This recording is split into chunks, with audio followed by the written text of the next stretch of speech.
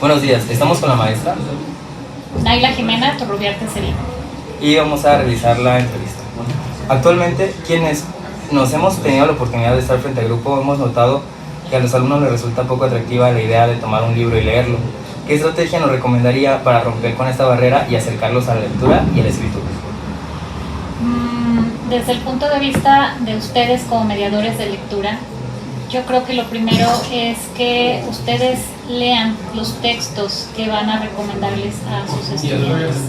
Si a ustedes les genera el tener una experiencia con algún tipo de texto, qué bueno, porque eso es importante para que lo puedan compartir. Si ustedes no leen antes de qué se trata ese libro, no podrían recomendarle a otra persona que la lea. Otra cosa es también tener un corpus bastante variado para que los chicos puedan decidir qué leer. Y si algo no les gusta, pues no obligarlos a terminar esa lectura. Siempre es importante que no me gustó, ok, vamos a intentar con otro. Y otro punto también es que dentro de su mediación ustedes les den herramientas a las chicas y a los chicos para que puedan progresar en sus lecturas. Esto es conversar con ellos sobre lo que están leyendo.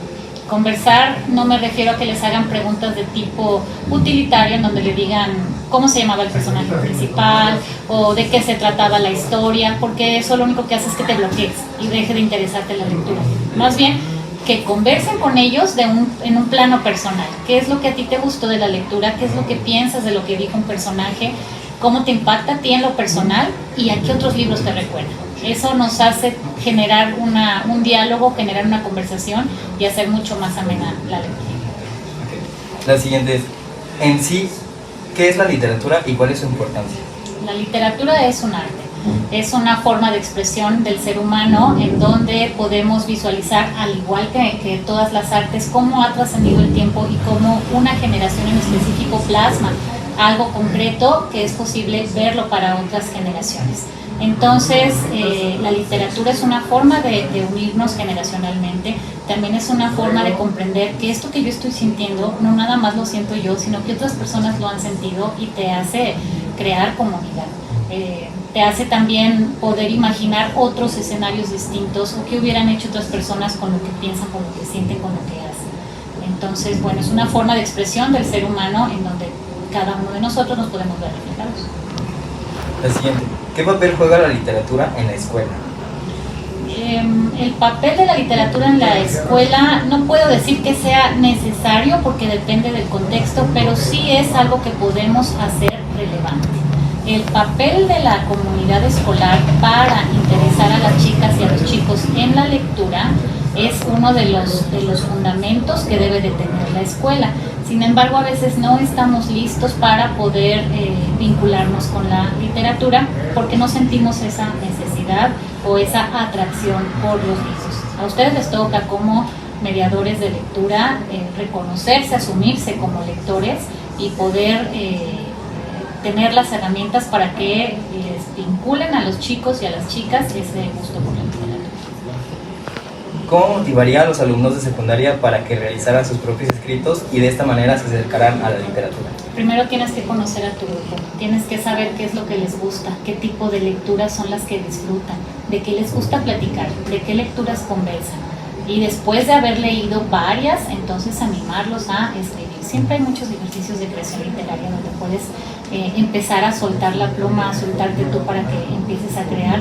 Yo creo que los juegos, la didáctica es bien necesaria para que alguien se anime a escribir. Y la última pregunta, ¿cómo puede contribuir la literatura a la ampliación de nuevas e innovadoras prácticas sociales del lenguaje en la educación secundaria? Van vinculadas completamente.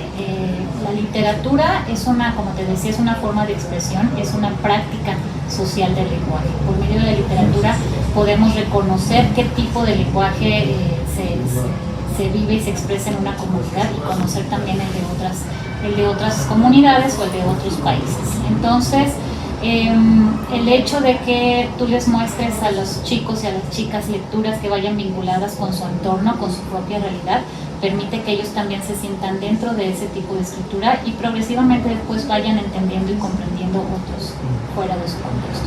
Muy bien, le agradecemos la entrevista. Gracias, chicos. Bonitas lecturas. Muy buenos días, el día de hoy nos encontramos con el maestro Gustavo Alejandro Guerrero Sánchez. con la finalidad pues, de encontrar nuevas expectativas, nuevos puntos de vista acerca de lo que es la literatura. Como primera pregunta es, actualmente quienes hemos tenido la oportunidad de estar frente al grupo, hemos notado que a los alumnos les resulta muy poco atractivo leer o tomar un libro. Usted como docente, ¿qué estrategia nos recomendaría para romper con esta barrera y acercarlos y motivarlos a la lectoescritura? Como tal, bueno, estrategias hay muchas. Una estrategia para acercarlos a la literatura, al gozo de la lectura, primero es acercarles textos que les llamen la atención. Es muy difícil acercarlos a la lectura cuando queremos o comenzamos con textos alejados a su realidad. Aunque en el programa vengan marcados ciertos títulos o ciertos autores, debemos entender que no son literatos los muchachos, son muy pocos los que tienen un hábito lector. Entonces la primera sería tener textos que les llamen su atención, inclusive que hayan sido llevados a puesta en escena o en películas. Y a partir de eso, vincular lo que está escrito con lo que han visto en una película y poder acercarnos.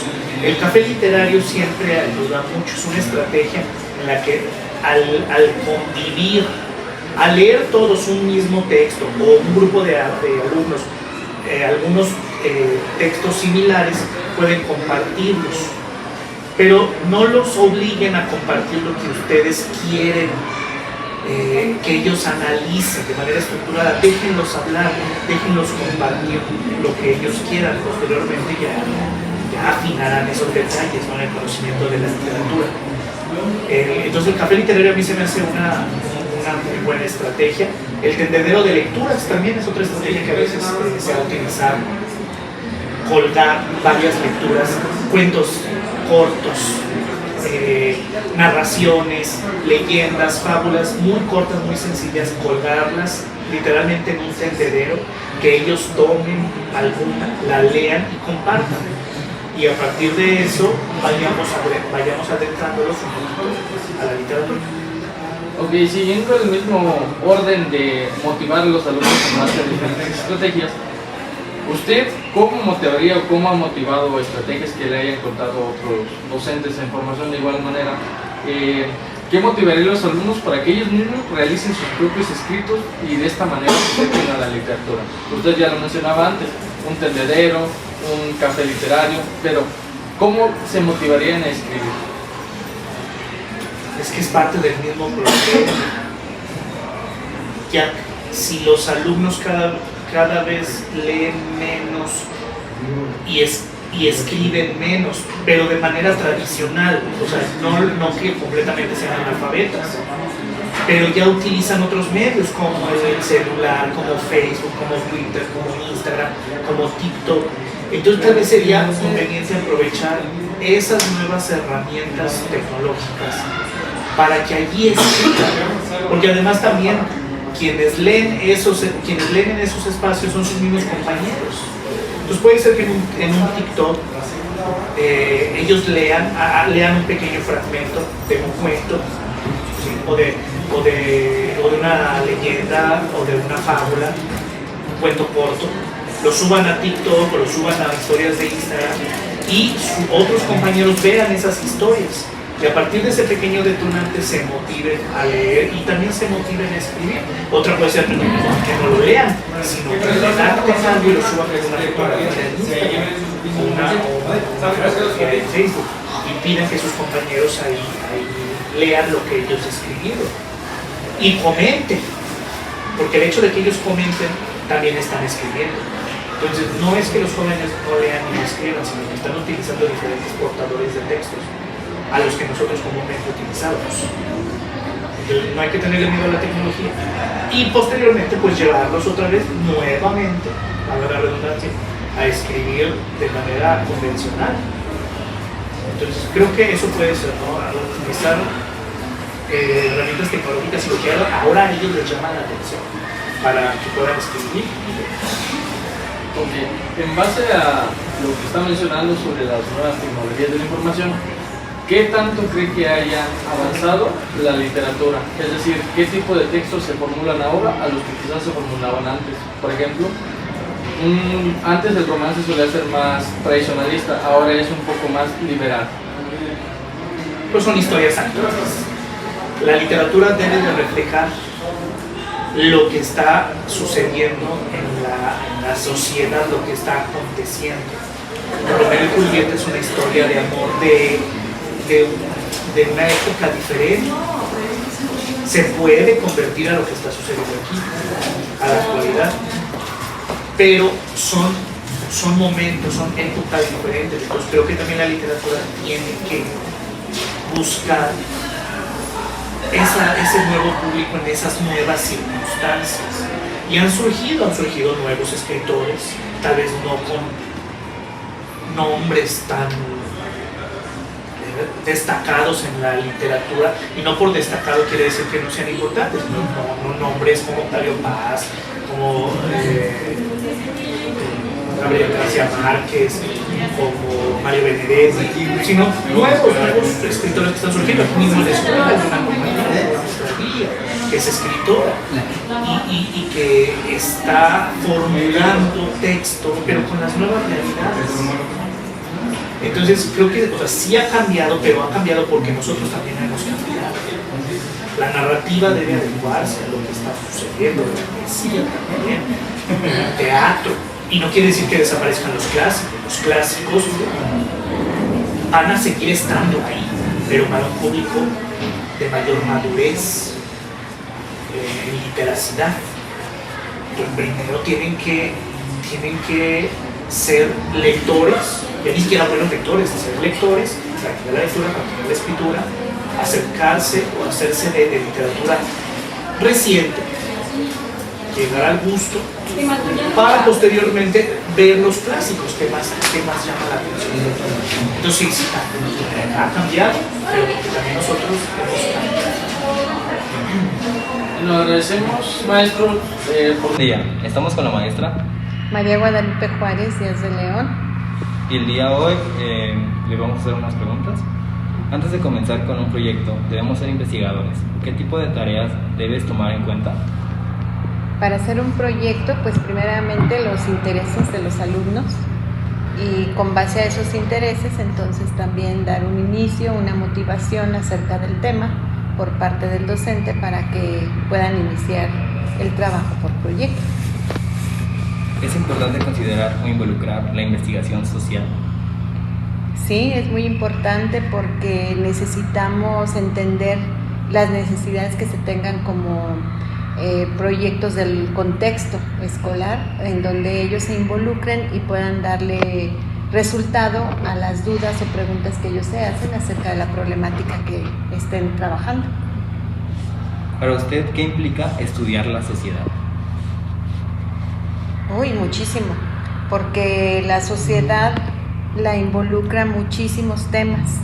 Todo lo sociocultural es muy extenso, entonces se tienen que ir acotando los temas que se vayan a tratar, atender a las prioridades de la sociedad, atender a las prioridades de los contextos donde se esté trabajando, para de esa manera involucrar a todos y hacer un trabajo colaborativo. ¿Qué factores involucra un proyecto cultural?